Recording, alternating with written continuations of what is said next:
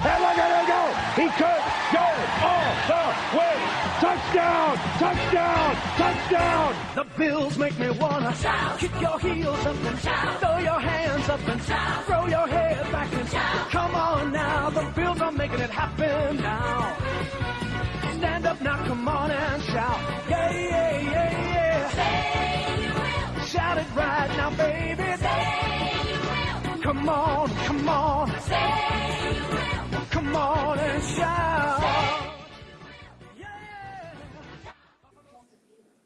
What's up, everybody? How's it going, RFL buddies? Just here to say a little bit of things about our little bitty league. This is my buddy Scott. I know y'all met him on their our nice little draft party extravaganza. That's what we're calling it now, since you guys don't actually do a real party anymore. We just sit on the little video call and chat away like a bunch of Sally boys. But it's okay. You know, Scott's league, they still do a party. They still get together because they're real men and they've been doing it for that long. But you know, maybe next year we can work on it together again. We'll see. Yeah, and we just implemented a new rule this year that if you don't come to the draft, you're fined $20. Oh, look at that. You see that, guys? We do a little stupid thing about $5 where if you say a name of somebody who's not drafted, then you get a $5 penalty for it, which, I mean, it's fun more than it is anything else during the draft to have that little thing in there. But $20 for not showing up to the draft party. Now, I like that one a lot better. That's a good one. I mean, we didn't make it too expensive and people are like, "Oh, who cares? $20." Well, you know what? If you get 5-6 guys that don't show up, then that's $20 that goes into the prize pool. Yeah. Hey, you know what? I mean, we have a guy who hasn't shown up to any. I'm the only one that I've never actually met in person. I mean, at this point, I think he might be AI or something like that because he's never been at any of the in-person gatherings, but he's always online and on the thread. So he's obviously real. He's just maybe not here. I don't know.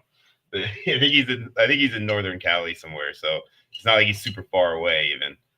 But yeah. Plus, either way, you know, it's nothing like. Plus, it's nothing like that adrenaline rush when you get to take the Green Mile walk all the way to the draft board and peel your sticker up and put it on the board. There's no better feeling than that. I mean, I disagree with you on that one, but that's okay. You know, I'll Bill Lumberger this because, you know, to me, that's just such an old school thought process of like, you know, oh, hey, I want to go put a sticker on a fucking board. You know, like, what the hell is so fun about it? It's a sticker, for God's sakes. And then did you see the video of the guy who put the wrong sticker up and fucking drafted like Brian Robinson Jr. instead of Bijan Robinson on the first pick? Did you see that? Well, no, but we had a guy in our league that we're going to break down in another video this year and it actually was the commissioner of the league who went up there instead of putting Tatoria McMillan, he put what's his name? The other McMillan that's hurt on the Bucks. Oh, Jalen McMillan. Oh, yeah. Ooh. So instead of putting Ted up there, he put Jalen. And actually, a lot of us, we didn't even really recognize it until like in the 8th or 9th round because, you know, we're all sitting kind of away from the board and everyone just assumed. And then somebody in the league didn't realize that Jalen was out for the year or pretty much close and they went to go try to find his sticker and couldn't find it. And he saw a Tet sticker on there. And he's like, I thought this guy was already drafted. And we looked on the board and saw who it was. So the commissioner was like, well, what are we going to do about this? And I'm like, well, you know, we always say a sticker put up there is, you know, you got to leave it up there. So he was not too happy, but we voted that that he would be able to put the right guy up there. So we implemented a rule from now on. If you do something like that and it gets to the next pick, it's a $20 fine. Yeah, you guys and your $20 fines, man. This is becoming a theme here. Just stirring up the free agency pot. There you go. So I'm not going to go through the trouble of breaking down the league because all of you guys that are listening, this is just for you guys. So you all know exactly how this shit works. But basically right now we're in week 2. So we're going to go over and start with the draft and go over that. and then we'll come back to this and look at our standings and what's currently going on real quick before we finish this up. But let's go ahead and work our way on over to the draft and go over these results, because there was definitely a few things in this draft that were pretty shocking, to say the least. So if you look here, it starts off pretty normal. Bijan Robinson, about what you expect there. Saquon Barkley at number 2 was kind of a surprise for me, but I understand why he did it based on this league. This is where it really went off the rails. Joe Burrow. I mean, I could understand wanting to go for a quarterback the way the scoring is in this league, but Joe Burrow wasn't even the best quarterback on the board. You know, you got Josh Allen, you've got Jaden Daniels, you've got Lamar Jackson. Like, any one of those 3 guys would have been considered a better pick at that point in time. I have no idea why he went with Joe Burrow at this juncture. I think he was just maybe anticipating Cincinnati winning everything and was wanting to have the quarterback on the team that was going to go all the way. So that obviously is probably not going to be the case now that he is missing 3 months at minimum. My guess is that by the time he comes back, they'll be out of the running for anything major, maybe a playoff spot and a wild card at best, but most likely not. I think they're going to just be another lost season for Cincy, and, you know, we'll see what happens moving forward. So what's your thoughts on that one, man? I know we talked a little bit about it ahead of time, so I kind of got an idea where you're at, but what do you think of Joe Burrow at that point in time? Well, I mean, you know, from other leagues that I'm in, I'm not really the biggest Joe Burrow fan. I think he's I actually nicknamed him Glass Joe, and Sean knows I've always named him Glass Joe even before this injury, because I never invest in Joe Burrow. I just think his when you get sacked 500 times every year, it's just a matter of time before you get hurt. So I'm not going to invest in a guy like that. I think the play here would be considering your guys' rule where, you know, you carry your players into the playoffs. I think the optimal play would be either Josh Allen or Lamar Jackson, 2 playoff quarterbacks or 2 quarterbacks that are going to be on playoff teams moving forward. I think it was at that point it's just you just pick, you know, 1A 1B, and that's what I got him. I got Allen 1A and Lamar 1B. Yeah, that's how I would have had it too. So the fact that he took Joe Burrow was just pretty shocking to me in general, for all the reasons that you outlined a minute ago. The next pick was the guy who I think should have went at 3 was Jahmyr Gibbs. That's definitely the way to go. I think at that point, running backs are more valuable in this league because nobody wants to update the scoring the way they should. So we're stuck with the running backs being the top scoring position, way above wide receivers. So that is definitely the move to make there. The next one I would say would be Jamar Chase is also the right move, even though I just talked about it, the running back scenario. Jamar, at that point, it's too much to pass up at 5. CMC is the next one off the board, right in front of Lamar, which would be the second quarterback. So based on what you just saw right there, is there any one of those 4 picks that we just talked about that would be anything different than what you would do? I feel like McCaffrey would maybe be the one that I might have went for Derrick Henry over. But other than that, I don't really see much that shocks me. I mean, what shocks me is I don't see Josh Allen in the first round. So, I mean, but like I said, the guy who took Lamar, you know, he's thinking 1A, 1B. So he did want Lamar.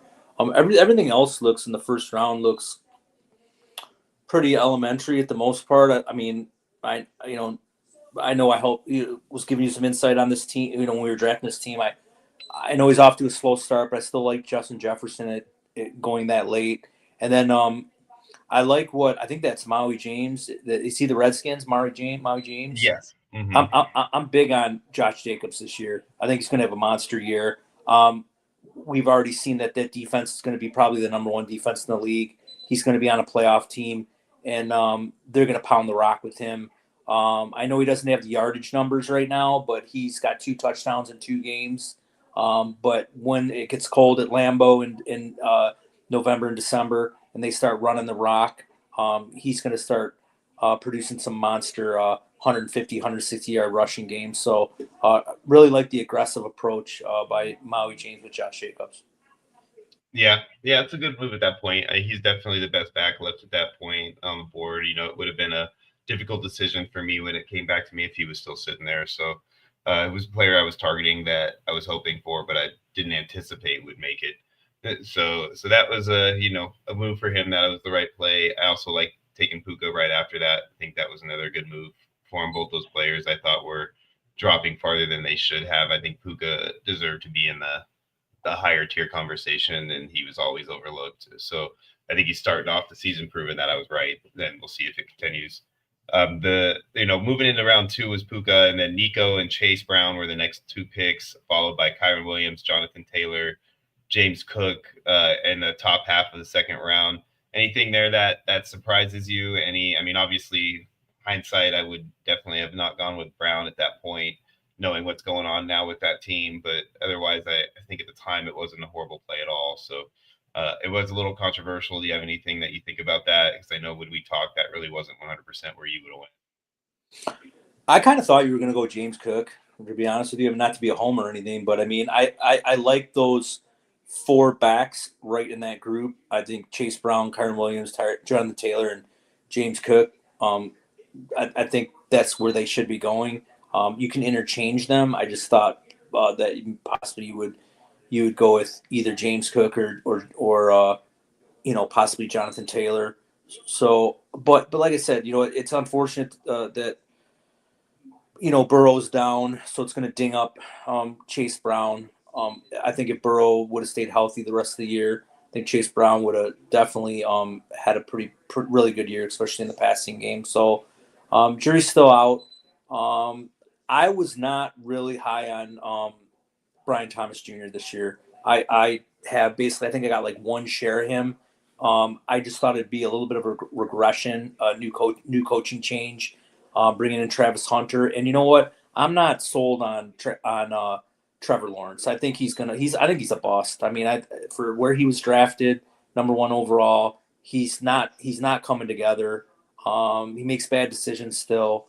And Brian Thomas, now that you're looking at it, he's already got a wrist injury, and so that might be a tough one for the Steelers going forward. Is trying to get production like he did last year, or like get the same kind of production that Brian Thomas had last year. I just don't see it.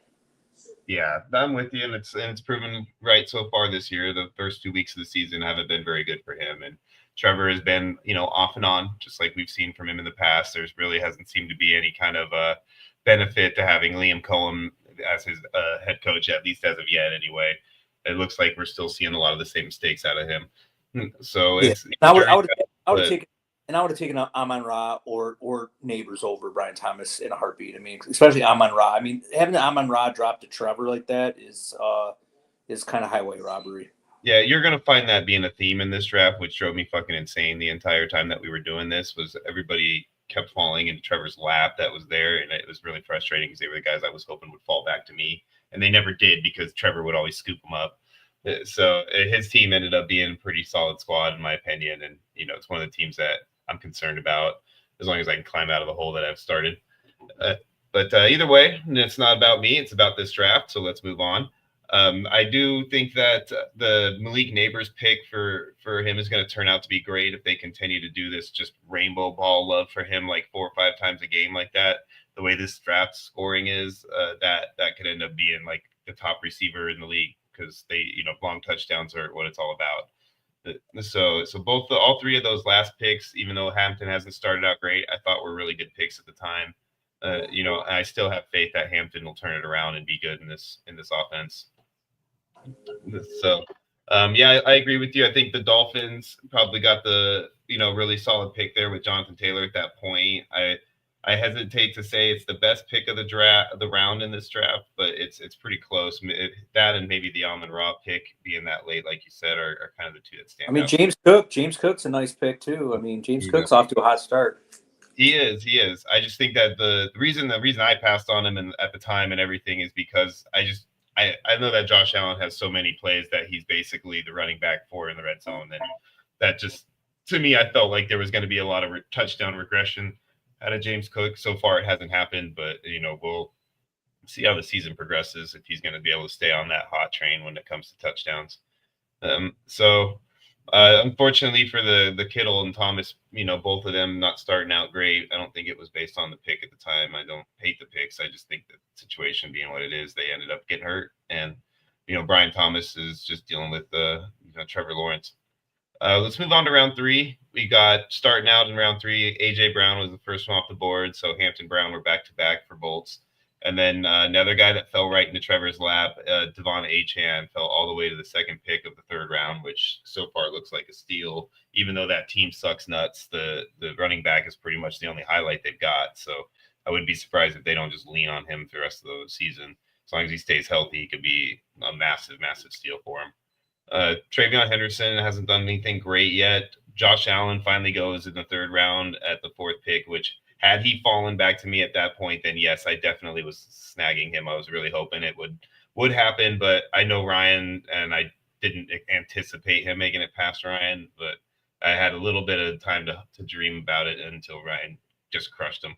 But then after that, you got Mike Evans going off the board at the fifth pick, and sixth pick was Brock Purdy, another guy who unfortunately is hurt.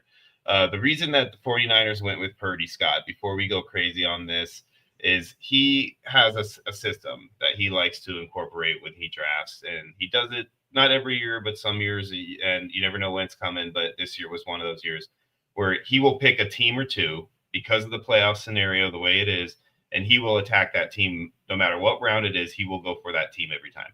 So last year or 2 years ago, he picked the Lions and the Niners, and that was the year they played each other in the championship game. And those two teams carried him all the way through the whole season, and he won it all by doing that. So it seems odd for Brock Purdy to go, but he took George Kittle, he took Brock Purdy, he took Christian McCaffrey. So he was in the process of going after all of his players on his team like he likes to do in those scenarios. And that's why Purdy went over Jaden Daniels. So other than that pick there that I know looks odd, do you see anything else that strikes you here that you probably would have avoided doing, even not knowing what's going on the last 2 weeks, before any of that? Would you still have gone this route or changed things up? Well, I mean, it's going to be a recurring theme of the rookie running back. I mean, just totally being overvalued, get over proven starters. I mean, I'm as much as I love Travion Henderson and he'll have better weeks going forward. I'm not taking him over Brock Bowers. I'm not taking him over Mike Evans. I'm not taking him over Josh Allen. I'm not taking him over, Bucky Irving. I'm not taking over guys that have done it already and that have an established role on their team. We still don't even know what Travion Henderson's role is. I mean, right now he's just like a spell back. I mean, we thought he would be at least the third down back, if not the co-starter in that offense. And you got a coach like Mike Vrabel, who's a bonehead, who goes out there and can't figure out that his best player is on the sideline. And he's playing the old, Ramondre Stevenson, because I don't know why. Maybe because he's had just signed a contract. So I don't know if it's going to, like I said, there will be better days going forward, but the moral of the story is drafting the right hype on these rookies early is kind of like a pitfall. Yeah, especially at this point in the game where there was some guys on the board I felt like running back wise, and not even just running back wise, because in all general honesty, at that point after Achane went off the board, to me there was a gap even with the scoring what it is before the next running back should have went, because there was plenty of other position players that were way above either of those running backs that were left on the board, in my opinion, at the time. So I'm with you. There's quite a few players left, like you mentioned, Brock Bowers, Mike Evans. At the time, Terry McLaurin, I would have taken over him. Jaden Daniels, I would have taken over him. So Jalen Hurts, all of those players I would have gone for ahead of Travion Henderson at that point, just because the running back position had been kind of taken down from a tier level that the rest of the positions hadn't been taken down from yet. Right, and actually, it might have helped you out by him taking Travion. I don't know if he would have went quarterback or not, or if he would have taken, if he would have taken a quarterback. I don't know if Jaden Daniels would have got to you. And I mean, you did a good job by taking the last running quarterback in the tier, which obviously I think the most important attribute is running the football for the quarterback. So you were able to get one of the last of the running quarterbacks. So good job on your part.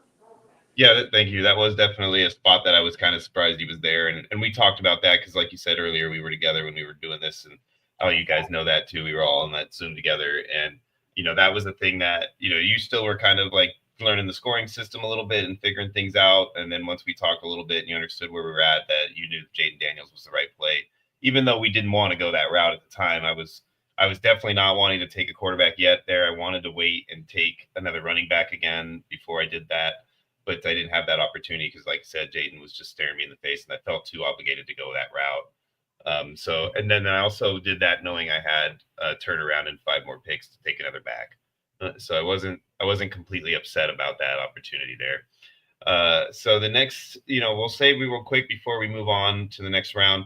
We'll go through the last 6 picks of that draft. We got Bowers went at 7, McLaurin, Hurts, Daniels. We mentioned every one of those guys so far. The ones that we haven't talked about yet are Walker and Irving. To me, Bucky Irving going where he went there, it looks hindsight. It's easy to say. I wasn't high on Bucky like everybody else was to that point last year, but I do think he should have gone over Walker at that point because I think Bucky just being guaranteed that full, like, kind of, workhorse role more so than Walker was at the time. Like, Walker was still in like a timeshare, scare with Zach Charbonnet there. So I would have probably taken him over Walker for sure. And then, maybe even over the next receiver, Terry McLaurin, that went off the board, just knowing the running back scenario. So to me, if I had to go through all 6 of these picks and talk about it, it's going to be between the Bowers pick and at 7 and the Bucky Irving at 12 in this round is my favorite 2 picks. Do you got any ones that you think other than those 2 that might stand out to you? That you haven't No, I kind of ditto those what you just said. So awesome. All right, we'll move on to the next round real quick. And the next round we've got Trey McBride was the first one off the board, who I thought was another good pick right there. Definitely one that I was hoping would drop potentially to me based on what had happened, because Bucky was the guy that I was looking at if he made it to me, which obviously that didn't happen. It got to next guy off the board was James Conner right in front of me. So I ended up having to go with Breece Hall, which it wasn't like a thing I really hated at the time because I did have him as like the definite highest ranked back left on the board at the time. But it's not a team that I really wanted to play around with this year. And unfortunately, I had no choice but to do it twice. We'll talk about that later. Next guy off the board was Xavier Worthy. Next one off the board for 5 was Patrick Mahomes. And the final of the top 6 in that round 4 was Ladidi McConkey. So let's talk about these 6 guys here real quick. Other than, I already mentioned Breece Hall and the Trey McBride. I do think that Lad McConkey right there at the 6th position was a really good pick for him, especially being that he's a Charger guy. You had to Charger guy fall in your lap like that. The fact that Xavier Worthy went over Lad McConkey, I can slightly understand based on the scoring in this league, but Greg is a smart guy, and it kind of surprised me that he would end up going that route. Is there anything else that stands out to you here in top 6? Not really. But I am very worried about Lad McConkey going forward. Quentin Johnson looks like he 3rd-year wide receiver, and they say 3rd year is when they kind of figure it out. He's catching the ball now. They bring in Keenan Allen, who was always Justin Herbert's favorite target. So I would be very concerned if I was a Lad McConkey owner, almost to the point where if he busts out a game, I would turn around and put him on the block. I just think that's going to be a spread around offense. I don't think McConkey's going to be the true number 1 going forward. It's going to be spread around. And actually, he's not even getting the red zone targets anymore. It's going to Keenan Allen. So I'd be very worried if you're a Lad McConkey owner. Like I said, I didn't really like him coming into the season. Just didn't like him, and I have 0 shares of him. So I would be very concerned. So whoever the Chargers owner is, if he breaks out one game for 7 and 110 and a touchdown, put him on the block. That's funny because I just got done hyping it up. But I definitely think that he's a guy that I like. So if you don't like him like that, then I get it. But, I mean, to me, I think he's still going to be the top option in that offense, whether or not it's spread around more. I don't think that's going to hate. If they continue to throw the ball the way they are, I don't think there'll be a problem with that. I think they can support him and those other guys. But, we'll see how it goes. I still like him. So we can always agree to disagree. That's the right. Hey, if you want to trade him, football. Zach, you know who to call. You just give me I would trade him if I had any shares, but I don't have any shares of him. And I'm talking to Zach, the guy who owns the Chargers. I'm telling him, give me a call, buddy. Oh, man. So moving on, let's go through the last 7 on this round. You got Chuba Hubbard, R.J. Harvey, T. Higgins, Tyreek Hill, Marvin Harrison Jr., and DJ Moore. The one I want to talk about right out the gate, because it's another one of those ones that I got really irritated about, was the Marvin Harrison Jr. falling to Trevor at the 11. Once again, a guy that I wanted that was falling down the board, and I knew it wasn't going to make it because Trevor was there twice before. So look at that. He hits it with the first one of his 2 picks and takes him right there in the bottom of round 4 at 11. Everybody else, I could see him going over RJ Harvey. I don't know about the Chuba Hubbard. That might be that close one there. But for me, I definitely like him over T. Higgins and Tyreek Hill, just because I like the idea of having the guy who's got that long touchdown ability, and he's the number 1 on his offense. I think T. Higgins is the next guy I would have went for out of the 3 because I like him on that team at the time before the injury, thinking playoffs, all those things.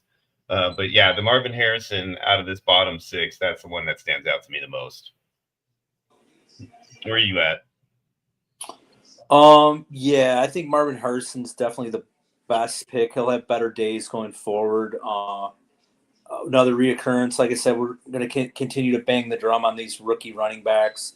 RJ Harvey going to the Steelers there. I was the opposite. I waited. I took a lot of J.K. Dobbins, and in the last 2 weeks, especially this week, in all my leagues, I've been getting pounded by trade offers for J.K. Dobbins, and I'm like, well, I'm not giving him up. I waited long to get him, so. But I'm a little disappointed with Chuba, though. I thought Chuba would be off to a really hot start in that offense, and not saying that the 49ers made a bad pick with Chuba, because I actually like that pick. It's just unfortunate that he's off to a slow start. And then there's one receiver in the next round that should have went in this round. I'd say I would have taken him over everybody on this list except for T. Higgins, and that's the Jackson Smith and Jigba. I would have taken him over everybody on that list except for that went from Chuba on, except for T. Higgins. Yeah, I'm with you except for Marvin. I think I'd take him over Jackson Smith and Jigba, just because I think that as far as like the talent level of receiver, Marvin just has the edge, in my opinion. So I would definitely have gone Marvin in that route. But, I think over Marvin, Jackson, that's kind of my order. That's how I'd have him. I definitely have him over Tyreek Hill, DJ Moore, RJ Harvey. Those guys would definitely be behind Jackson Smith and Jigba and Marvin Harrison for me. Yeah, that's fair. That's fair. That's fair.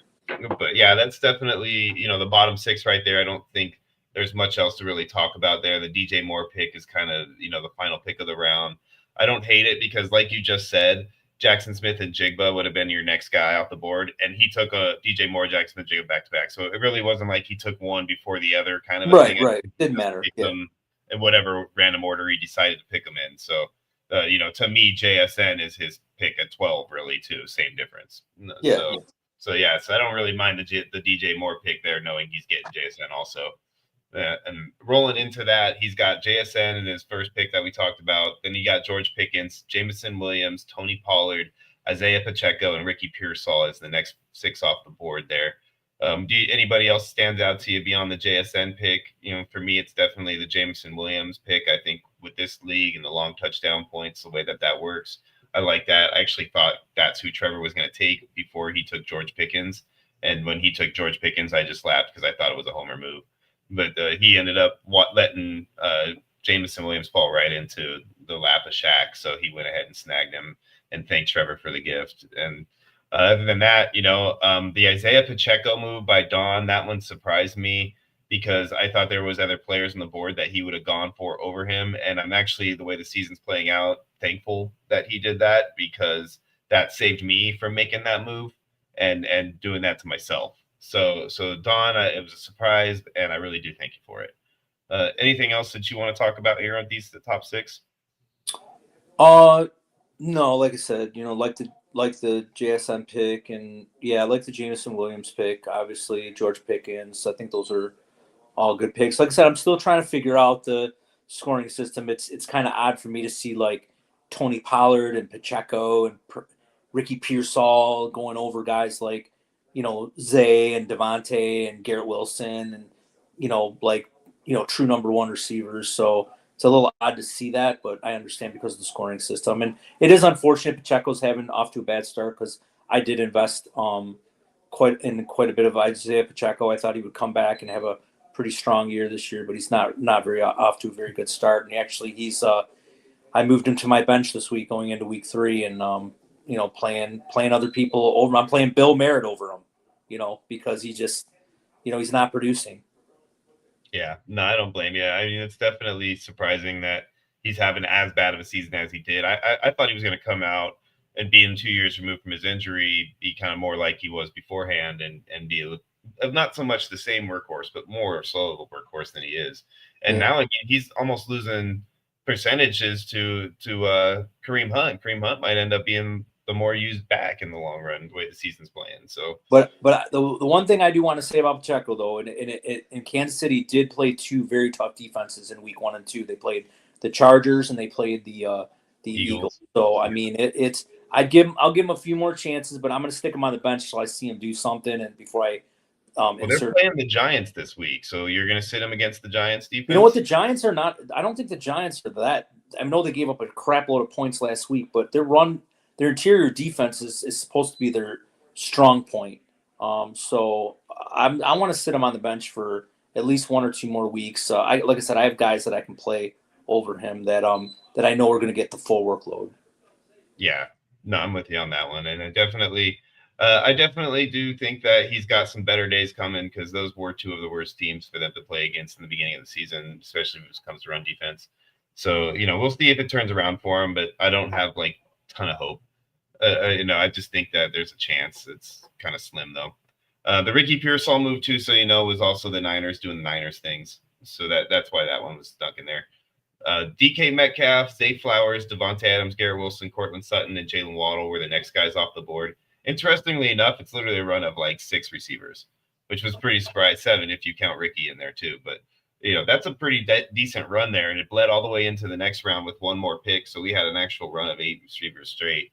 That kind of shows you how that position is attacked by a lot of these guys. Even though it's 3 starting receivers, they know the running back position is more valuable, so they get that early, and then they'll come back and a lot of them will at the same time just attack that one position. So, I like the way that played out. I was really happy with the fact that Garrett Wilson fell to me in that position. I felt obligated to take him.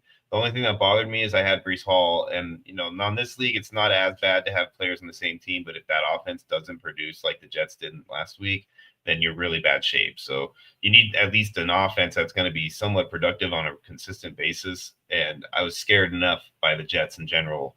Now we got concussion issues with Justin Fields. And, as much as I love Tyrod, he still doesn't really sling the ball the way Justin does. So I'm not sure if these long touchdowns are coming to Garrett the way I'd hoped they were.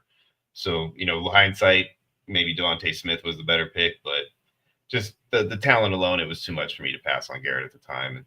Anything else that stands out to you there? I talked a lot about my guy. I don't want to spend too much time on this section because we're getting short on it. So anything else stands out to you, though, beyond my dude and what else went on in that 6 picks? No, I think you got double sniped, because I liked Zay Flowers and Devontae Adams over Garrett Wilson. Just so yeah, I think the format that we're in. Yeah, with the format you're in, and so you kind of, like I said, you said it perfectly. You were kind of obligated to take Garrett Wilson. He's I think the best talent receiver going forward with what was left on the board. Yeah. So the next guys in the next top of the 6th round here, you're looking at Devontae Smith, who was a guy that I was on my radar, but like you talked about a minute ago. Mark Andrews, Alvin Kamara, Brandon Aubrey. So there's our first kicker off the board, which we'll talk about that because that's an annoyance. Chris Godwin, David Montgomery. That rounds out our top 6 in round 6. So let's leave the kicker out for now so that I can have my rant to start out that conversation. Anything else on those 5 players that beyond that kicker that are involved that you want to talk about real quick? There's one that stands out to me, and let's see if you pick it out first. I probably wouldn't take him for sure. Wouldn't take Mark Andrews right there. I would have went Alvin Kamara, considering running backs, even though he's on a crappy team.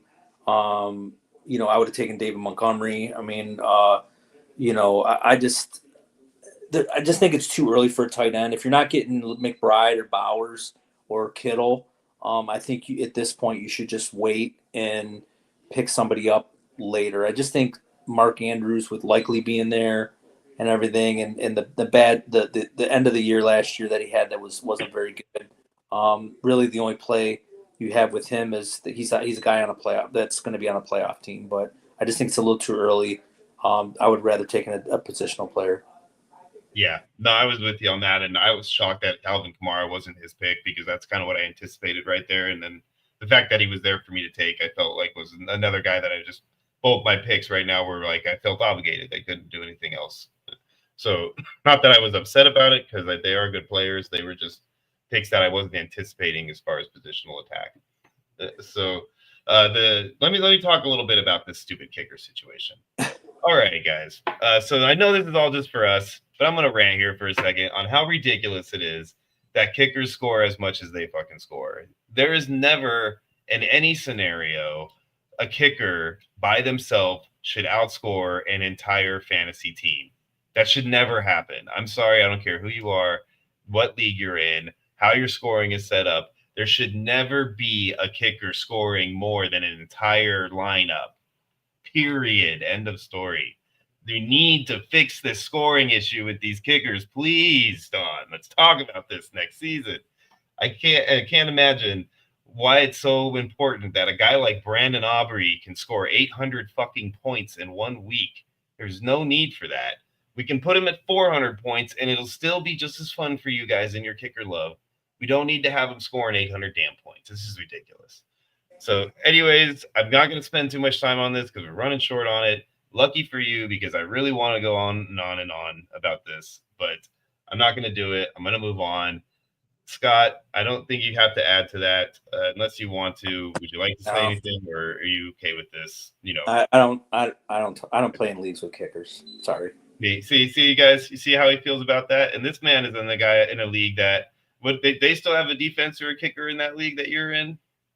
What they do is they added up. So what they did is they added, because I got guys that are kicker and defense truthers. So basically they added an extra, and they took the kicker and defense out and they added 2 flex spots. So you can play anyone but a quarterback in that spot. So I'm like, you want to play a kicker or defense? Be my guest. I'll play a positional player and I'll score you, 9 out of 10 times. Because then people would just play a kicker because kickers score every time and most everybody else in this league doesn't. So, like, unless you get 100 yards, you get no points, right? So, like, your scoring system's different. Yeah, I know these guys know that. So that's another, like I said, another discussion for another time. I don't want to spend too much time ranting about it, but it definitely is something that drives me insane, and we should definitely do something about it next year. Anyway, moving on. The next 6, you had David Montgomery, Nick Chubb, Bo Nix, Rashee Rice, Tyrone Tracy, Aaron Jones, and Sam Laporta. Does anybody stand out to you on that list, Scotty? You know what? Not really. I mean, if anything, maybe Laporta should have went where Andrews went if he really wanted a tight end that bad. But other than that, no, I think maybe Nick Chubb. I mean, I'm not really huge on Nick Chubb the rest of the year. I'm really don't even. I think Woody Marks is going to have a big role in that offense, anyways, going as the future goes on. But no, not really. I mean, it'll be nice when Rice comes back because he's definitely going to get the full brunt of that offense. So, if the Kings can hold off and get him back and replace him right now till they get him back, he's going to be a nice little giddy up when he gets in the lineup. Yeah, no, I think that's a good pickup there too. I like the Rashee Rice move.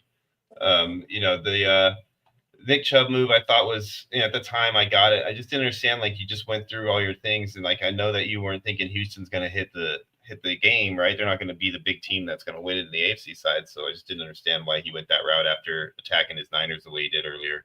So that one threw me off. There's nothing else really that was too crazy in this round for me, other than a bunch of these guys going over somebody that we're going to talk about here in the next 6. The 6 off the board here, we got Jared Goff, Ted McMillan, who's the guy I want to discuss, Ja'Cory Krosky, Merritt, and Mika Mbuka, DeAndre Swift, and Deebo Samuel. Real quick for me with Ted, he was the guy that was falling again. Another one of those moves by Trevor where he got a guy that I wanted that fell right in his lap. that I think is a steal, who's going to end up being a fat steal for him. And I shouldn't say any of this. I should talk him down so that way Trevor wants to trade him to me. But I've already tried, and he's not budging. So I don't think I have to worry about that anymore. I like that pick, and then the pick right after that, the Ja'Cory Krosky-Merritt pick. I think both those picks at the time were frustrating for me because they were guys I was hoping that would have a shot at it in these couple rounds, couple picks coming up that I had. So other than that, though, those 3 picks, the Amika Buka pick I think was a good one at the time. DeAndre Swift, Debo Samuel, the Debo pick I think I like. The DeAndre Swift pick I'd say was probably my lower pick of the group. I'm not high on him in general. So I guess out of the bunch, I would have to say that that's probably the one that I'm not the biggest fan of. Anything you want to talk about with those 6 picks real quick?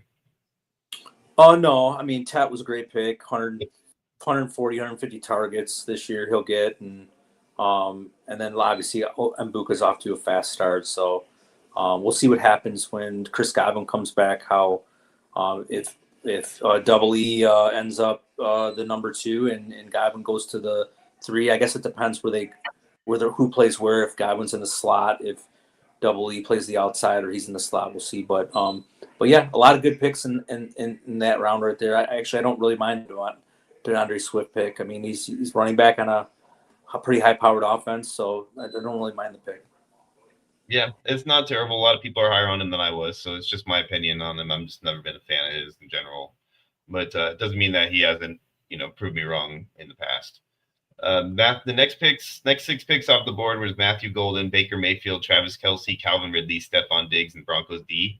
Throughout that one, obviously Broncos D going that early at the bottom of the 7th round is a testament to a ridiculous scoring system that has defenses and kickers still.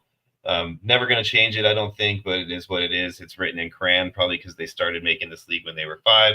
But that's basically where it's at with those 2 positions, and they start going off the board early based on that. Matthew Golden, I think, has definitely shown that he hasn't been the solid player we thought he was going to be coming out, but at the time I thought it was a solid pick for him. I wonder if that's going to change at any time in the future. It's just a rookie, so he might pick it up as the season goes along. I thought the Baker pick was solid at the time based on everything going on with the rest of the league. The Baker pick going all the way down there, thought was a good move for him too.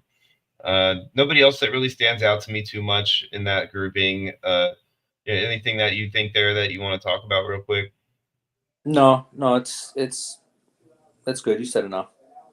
So yeah, with these guys moving forward, we'll go round to round now because we're getting to that point where there's not like a big deal for each of the picks. So you got Jordan Mason as the first pick off the board. I thought that was a solid move, especially now based on the IR situation.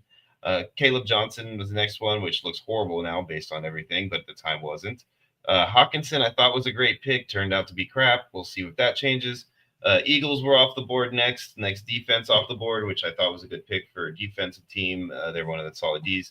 Kyle Pitts, Roshan Johnson, Travis Hunter, next 3. Ollie Gordon, which is a surprising move there, I thought. Zach Charbonnet, Evan Ingram, Dak Prescott, and Chris Olave round out the bottom of the round. The Zach Charbonnet pick looks like it could become a steal if everything is okay there, and if something happens injury-wise at all to Walker, I mean, sky's the limit. Anybody else that stands out to you that I didn't talk about on my little brief run through there? I got a ton of Zach Charbonnet. So, yeah, that's great. I think that's a great pick. Yeah, especially at round 8, 9th pick. I thought that was a solid move for him. If I didn't need a tight end at that time, and TJ Hawkinson was a guy that I had in the top 3 tight end positions because I really had expected, especially with the situation with the suspension for Jordan Addison, he was going to play real well. So that hasn't worked out, but, maybe a new quarterback will change things. We'll see. I doubt it, but, I don't have any faith in Carson Wentz. That's for damn sure. Anyway. No, and I actually love the next 2 pick for the Bolts. I mean, I love that Chris Olave pick, and I love the J.K. Dobbins pick, which is the next pick after that. I think he double tapped 2 really, really good players. I've invested a lot in. I think Olave's just, if he stays healthy, he's going to be a target funnel in that offense. Just getting tons of massive targets. Mm-hmm. And then, like I said earlier, with I think J.K. Dobbins is probably one of my most drafted players because I got him so late, and now he's pretty much the starter going forward. So really like those 2 picks by the Bolts. Yeah. Jean did make some solid picks there that I was definitely envious of at the time. I thought that was exactly what I would have done if I was sitting there with those two picks like that. So he made the right move at the time. I really did appreciate that, and tip a hat to you there, Johnny. So the next one's off the board. We suddenly mentioned J.K. Dobbins, Tyler Warren, which has turned out to be a great pick. If he continues to play like he has, there's potential for him to end up being the tight end one. So he's been like turned into a solid player. Again, Cowboys getting another guy falling in his lap. That's just an awesome pickup potentially. As long as he stays healthy, we're gonna have to figure out what's going on with him. But I haven't looked at it yet. We'll see later. Kaimi Fairbairn, next kicker off the board. Tucker Kraft, Jordan Addison, and the Niners obviously took their defense for Niners D. Cam Little went off the board after that. Next kickers, he's starting to see some kickers go because of how ridiculous the scoring is. Packers defense, Rashad Bateman, and then Romo Dunze, Travis Etienne, and Jerry Jeudy were the final three, which should have been a lot sooner thanks to all you pack kickers and defenses off the board. Those three picks fell in our laps. So anybody here that you want to talk about other than the quick mentions I made? Yet again, Trevor hit a home run with Tyler Warren. Guy plays all over the field. It's going to be targeted a ton. I think that was this draft pre Micah Parsons news? No, shortly after. I think a day or two after. Okay, so yeah, obviously the Dolphins got a gift from taking the Packers. It looks like they're on their way to the number one defense in the league by the end of the year, as long as everyone stays healthy. And then, I think you got a great pick with Roma Dunze. I mean, Roma Dunze looks like he's going to be the number one going forward in that offense. I mean, looks like Caleb Williams is finally connecting with him. They were both drafted together. So you kind of figure going forward, they're going to be attached to the hip going forward. So, you might have a little steal right there in Roma Dunze. Yeah, I appreciate that. I definitely was happy with them being there for me on the board at the time. Like I said, the defense and the kickers going like they did. I thought for sure after Jordan Addison went that I wasn't going to have a shot at him. So I was figuring that I was toast. But it ended up happening. And, hey, what can I say but other than thank you? And then you got Travis Etienne, I think, was a good pick, too, as far as. Yeah, it's a good pick, too. Yeah, I like Travis Etienne. That was a good pick where he got him. Yeah, he made two solid picks. If you count his next pick in the coming up second pick in the next round, he got Keon Coleman right behind Kyler Murray going off the board, which Kyler Murray was also a steal of the pick. I was going to take Kyler, full disclosure, at this pick right here if it wasn't for the fact that he went two picks ahead of me. Even though I already had Jaden Daniels, I thought at that point in the game Kyler Murray was too high of a rated player for me to leave on the board at that time. So I was kind of happy James did it, saved me from having to do it myself. But it was a guy I liked, so I was also a little sad. The next guy, same thing. I think if Keon was on the board, I think I would have taken him too, as opposed to the defense. I took the defense because I was like, man, these two guys went off the board right ahead of me. I do need a D. This league does score Ds well, so Ravens D was my top D before the Micah trade. But, I still kind of had them ahead of them even after that, so slightly. So I was okay with getting them at this point in the draft. Jadon Blue, next pick. Austin Eckler, unfortunately for him, I thought that was a good pick at the time. Jalen Tolbert, which was surprised to me with the pickup of George Pickens, but hey, you never know. Brandon Ayuk come off the board there. I thought he might fall a little farther with his injury, but he got taken by the Niners doing the Niners things. Jalen Warren, next pick off the board. Steelers doing Steelers things. Turned out to be a solid pick right there because Caleb is literally non-existent in that offense so far. Tank Bigsby, next pick off the board, who, unless something happens to Barkley, that's pretty much a wasted pick now, unfortunately, thanks to that trade. Steelers defense, next pick off the board for the Raiders. Cam Dicker was the Cowboys, or the kicker left there for Cowboys to take. And then Jawan Jennings was the last pick of the round. Anybody else stand out to you there on that one? No, the best pick in the round was Jalen Warren. Yeah, I think I agree with you on that one. It definitely was a solid pick there. With the exception of one of those two top picks, I thought was pretty good too. But either way, where he got him, I think that was a great move. Drake May was the next top pick off the board. Vikings defense, Quinshon Judkins just went, which is now turning into a solid pick there. Bills D was next thing off the board. David Njoku, Jake Bates, Michael Pittman, Jacoby Myers, Quentin Johnston, Jaden Reed, CJ Stroud, and Rashid Shaheed was the next group in the list. Michael Pittman is one that stands out to me. It looks like that's turning into a really solid pick there and a guy that I probably would have taken if he was falling to me. I did like the Jaden Reed move at the time. Obviously, that's turned out to be a bad idea. But Quentin Johnston is another one that it could turn into a steal here. Anybody else that you see that you want to talk about real quick? I mean, I still like Jacoby Myers there. I think that Jacoby Myers is a pretty good pick right there.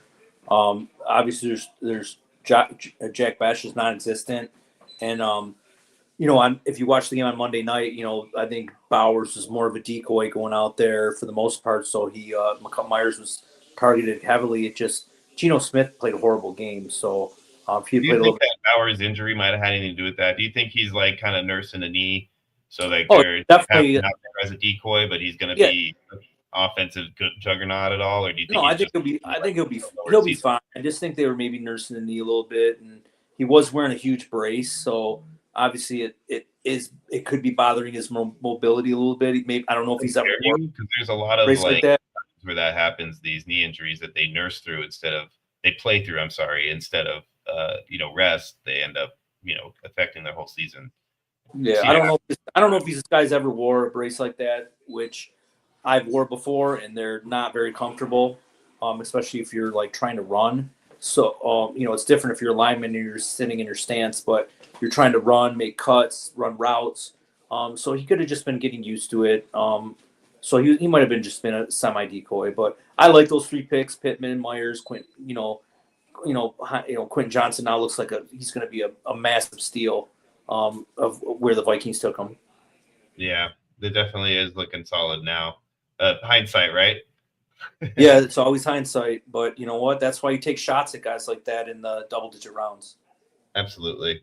Round 12, real quick: Braylon Allen, Dylan Sampson, Dalton Kincaid, Josh Downs, Kareem Hunt, Jordan Love, Justin Herbert, J.J. McCarthy, Michael Penix. So a nice run of quarterbacks there. Colston Loveland, Marvin Mims, and Dallas Goedert finish it out.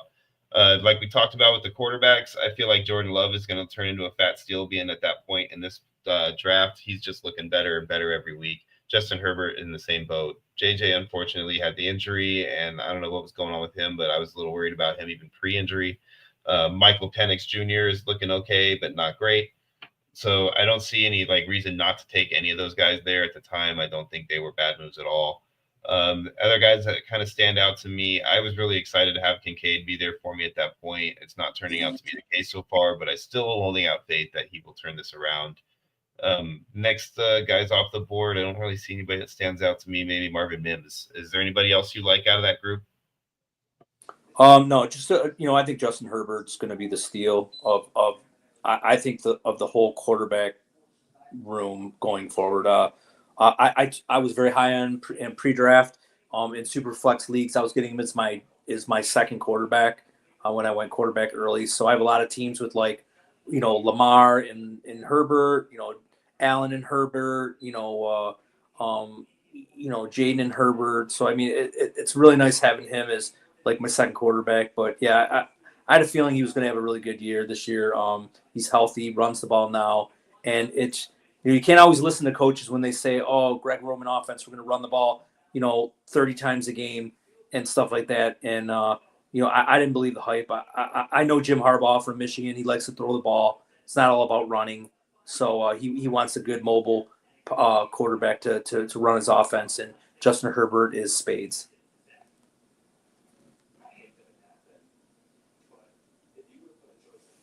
I think Sean's muted. I'm sorry about that. I didn't even realize I was still off stage. So yeah, I'm agree with you on everything you said. I think that's a pretty solid setup there. And in my opinion too, that's kind of where you kind of hit that wall where there was okay, now we're not looking at players that we can kind of count on. We're looking at players that are potential injury scenarios or diamonds in the rough, and there's really not a whole lot left on the board that's going to be too exciting. The next one's off the board. You had Texans running back. This is round 13. Yeah, the Texans defense: Brian Robinson Jr., Keenan Allen, Khalil Shakir, Ramondre Stevenson, Christian Kirk. Giants defense: Evan McPherson, Caleb Williams, Woody Marks, Younghoe Koo, and Chase McLaughlin. Caleb Williams was really a steal, I thought, late in the draft, potentially with that offense looking the way they are, and Khalil Shakir, Keenan Allen. Those are the three that I think are good picks at this point in the draft. I don't really see anybody else that I thought was great. I went after Woody Marks for just potential upside, but I didn't even make it to the season before I ended up dropping him because I had somebody else I liked better available. So those kind of things in this situation is when you really start to get to that point in the draft. I can venture to say there's nobody else other than those three guys that really excite you on that round. No, not really. So the next rounds we've got. I'm not going to run through all these rounds, to be honest with you guys, because we're running up on time, and it's really not necessary to go through all of those because I do want to touch more so on what's happened in weeks 1 and 2, so that we can talk a little bit about that before we close it out. So everything that's happened so far this week, man, we've had some pretty crazy things. We've had a lot of high scoring. We've had 2 or 3 like potential game of the seasons in the first 2 weeks of the year. I mean, it's been unbelievable football season so far. I'm really excited about the potential of what we got coming forward. But there's also been a lot of injuries. There's been a lot of issues over the especially last week, with multiple quarterbacks going down, a couple running backs going on IR, one loss for the season. So it's been really kind of rough. And we've had a lot of, good scores that have highlighted the scoring. And then there's a lot of people that are in a lot of trouble potentially based on those injuries. So you can see our scoring right now. We do an overall scoring setup. There's not a matchup setup on here, and everything is just congruent all the way through the season.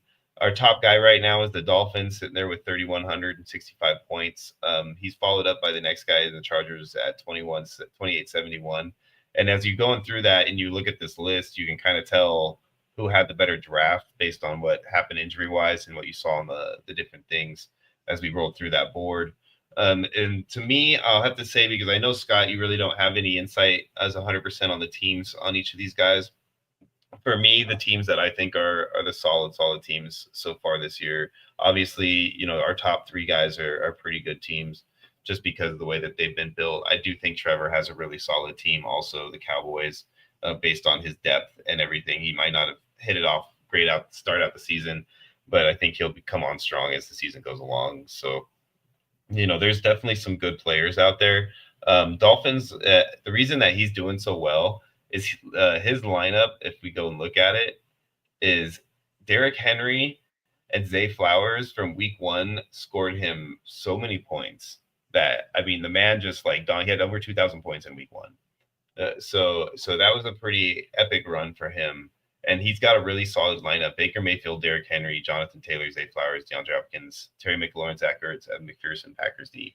So he does have a pretty solid setup. I don't know for sure if you really care about his kicker as much, but that's probably his weak spot in tight end. Otherwise, I think he's got a pretty solid setup across the board. I'm not a huge fan of having DeAndre Hopkins in. I think he just did because of what's going on. I believe he has Jacoby Myers on his bench. So he has a pretty solid bench. And then when Chris Godwin comes back, we'll see how that plays out for him.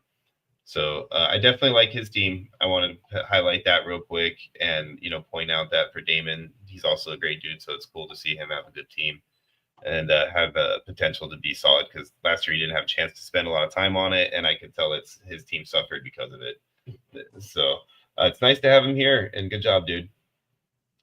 So yeah, if we go back to the home here though and check it out, the only other team that I talked about was Trevor, because I thought he did well. I don't want to go too crazy on it.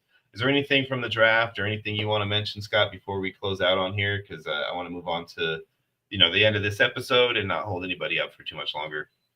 No, I just want to say thanks again for letting me in your draft, Sean. It was a lot of fun. It was nice meeting all you guys. You guys made me laugh. All the different personalities. It's funny, all the different locations where you guys are at. You got one in the Bahamas, you got one in in Hawaii, and you guys are all over the place, living good lives. And interesting draft. Kind of reminds me of like my home league that's been going on for a long time, and that's the one thing about the having leagues like this is, it keeps you guys in contact at least once a year, and do some bullshit, shit talking for 4 months out of the year, and then you go live your normal lives. So it's fantasy football does keep people together, and I'm glad to be a part of your guys' league. So I really appreciate it.